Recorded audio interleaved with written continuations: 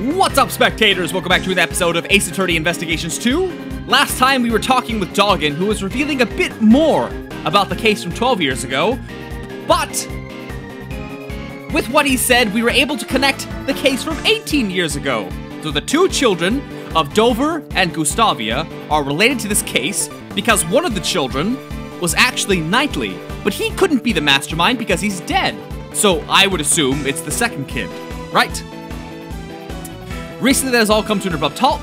It left me quite concerned. Oh, he's referring to the correspondence chest stopping.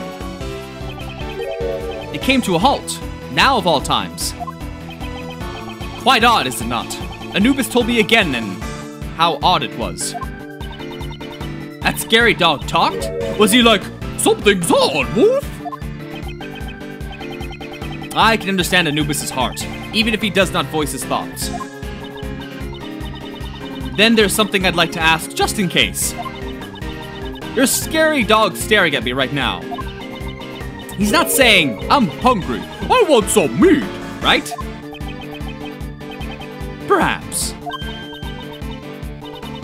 Perhaps, Mr. Edgeworth. It seems she's not much good with the assassin's dog. Good boy. At any rate, my correspondence with the Acolyte suddenly came to an abrupt halt. Furthermore, those involved in the crime 12 years ago were all drawn into incidents one by one. Hold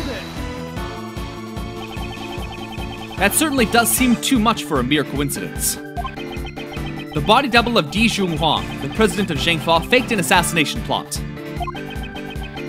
Patricia Rowland, the prison warden, murdered Horace Knightley. And Blaze, the chairman of the PIC, murdered Jill Crane.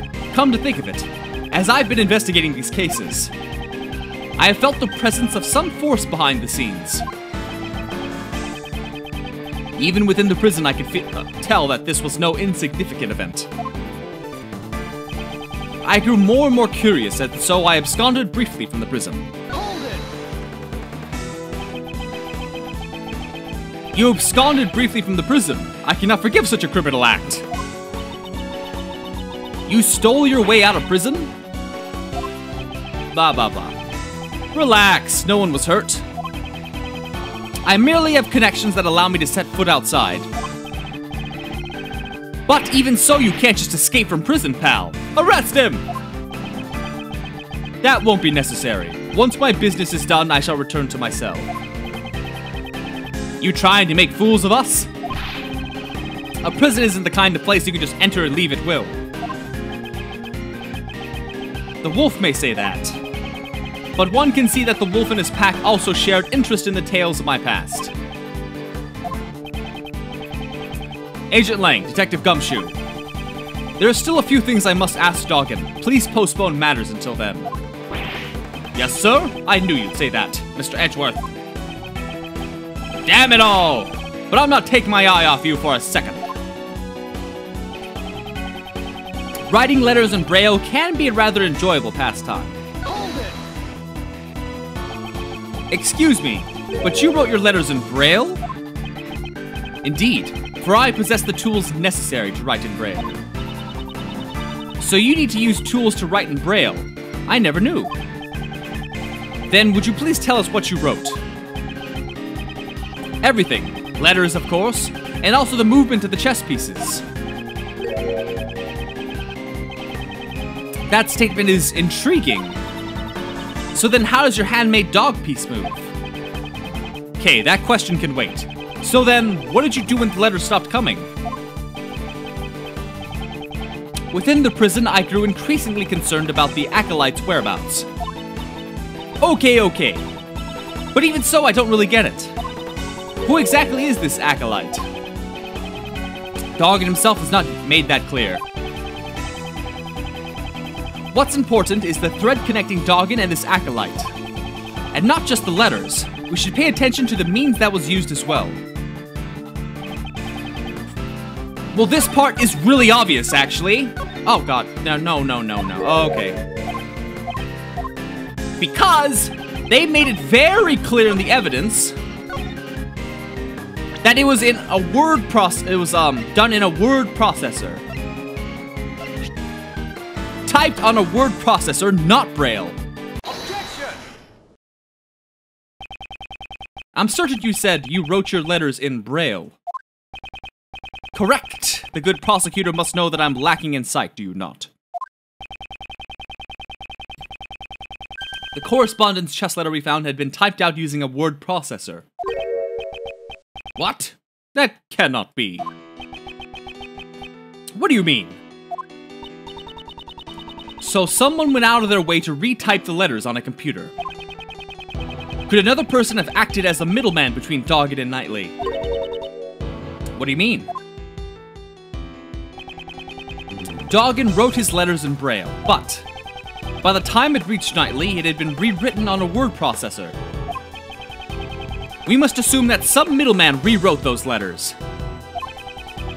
And the reverse can also be said. That same somebody might have taken the letters Knightley wrote and redelivered them to Doggett. Yes, that is indeed true.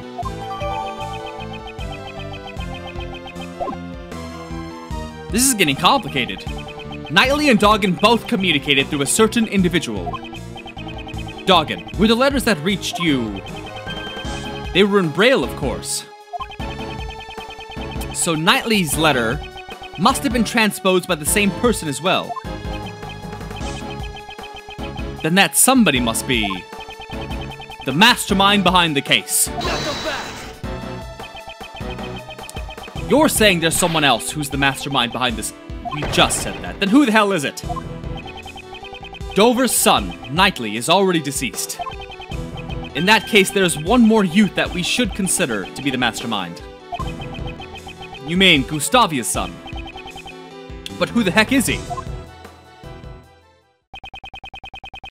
If Knightley is Dover's son, then Gustavia's son must be... Well, we're the only friends either of us has had since childhood. He was the same as me. We never really had families. I'm not gonna bother reading that. Mr. Edgeworth, what is it? You've gone all pale. I figured it out. The identity of the mastermind who's been controlling this case from the shadows. Who in the world is it? I don't want to believe it myself, but it is someone we know quite well. The mastermind is... a kid? We know he has black hair. I mean, unless it's dyed. Who is it? Is it Shelley? Is it someone with no real families? Shelley? Take that!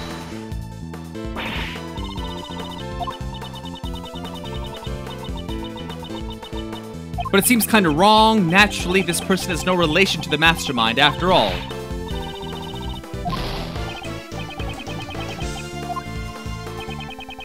Knightley is Dover's son. Mr. Oh! Monkey Man! Monkey magic, monkey magic. Where's monkey magic, monkey magic? The mastermind behind this case sent a letter to Jill Crane which deceived Blaze. Furthermore, he kidnapped John and eavesdropped on us. But of all his actions, the one I have not been able to get out of my mind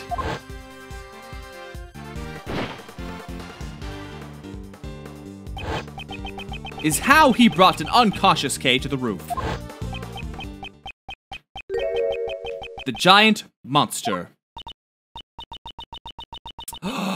It's the same, the lever trick they do in their stunt. Remember the one that involves pulling him away? That's what it is. Did you just say something? The key to exposing the mastermind is in the monster's true form. I almost forgot.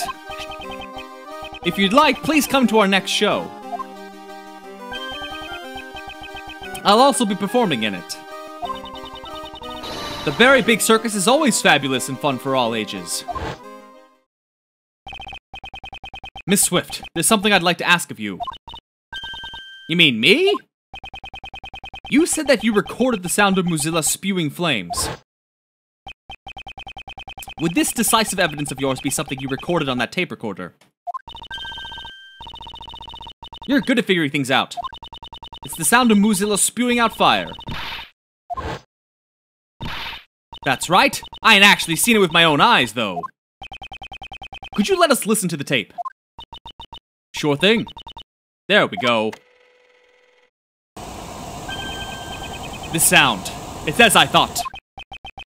So it seems that my reasoning was correct. The true nature of the monster and the mastermind, all of my logic is coming together. Miss Hart, you said that you captured a giant eye on film, did you not? Sure did. Right here in this photo.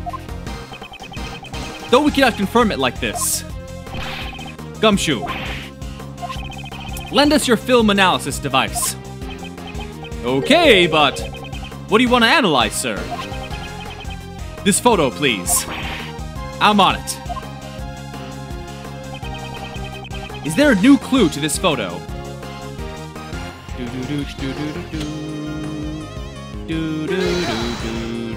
Oh. This is... See? Ate the Mozilla's eye right where I said it'd be. I see. I finally grasped. The true form of the giant monster that was being controlled by the mastermind.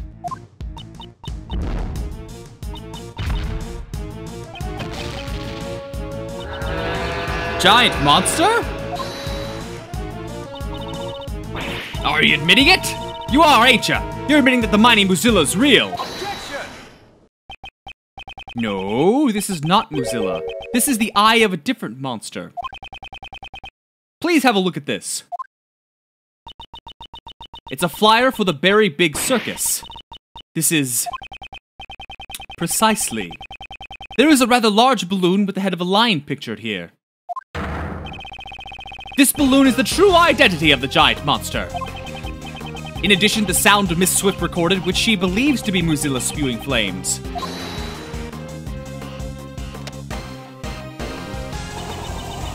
Mr. Prosecutor, don't tell me you're gonna say something that'll shatter my dreams of a scoop. Hot air balloons fly by using burners to heat the air, right? Precisely. Detective, the mastermind used this monster of his to bring Kay to the rooftop of the Grand Tower without using the elevator. Wouldn't that mean that the mastermind is someone connected to the circus? He's a member of the circus, Knightley's friend, and Dame Gustavia's son. Who'd have thunk it? An apprentice beast tamer? He's no amateur.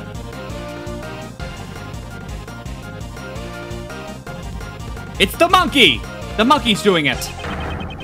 For the beast he has tamed is none other than the entire case. Simon Keyes. He is the mastermind behind the whole incident.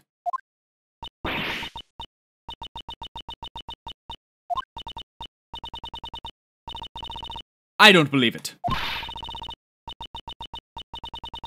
It's a heartbreaking lie. Yes, yes. What is it? Hey, you! Where do you think you're going? The boy with horns is rather perceptive. The good prosecutor has done a remarkable job. Now that I've heard that, I have no further business here. Wait! Doggin!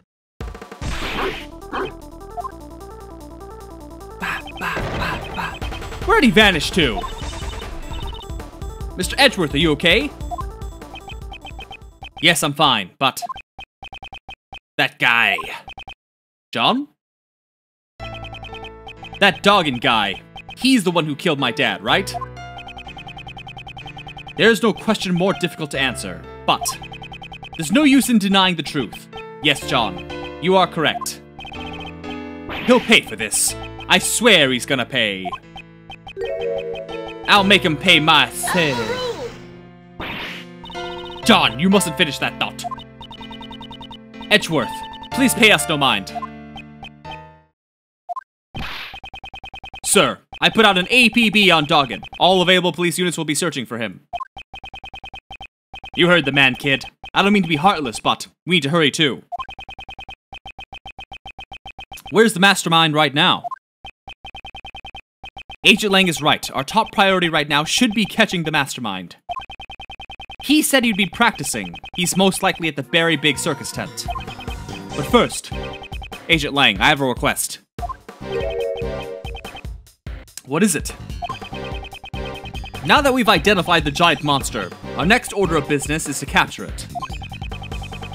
The moment we arrive at the tent, I need you to locate that specific item post-haste. Detective, I ask that you perform a follow-up investigation on the kidnapping incident. Roger. I want to help out too. In that case, you'll be in charge of calling for backup. If he is truly the mastermind, we may require assistance from a certain someone.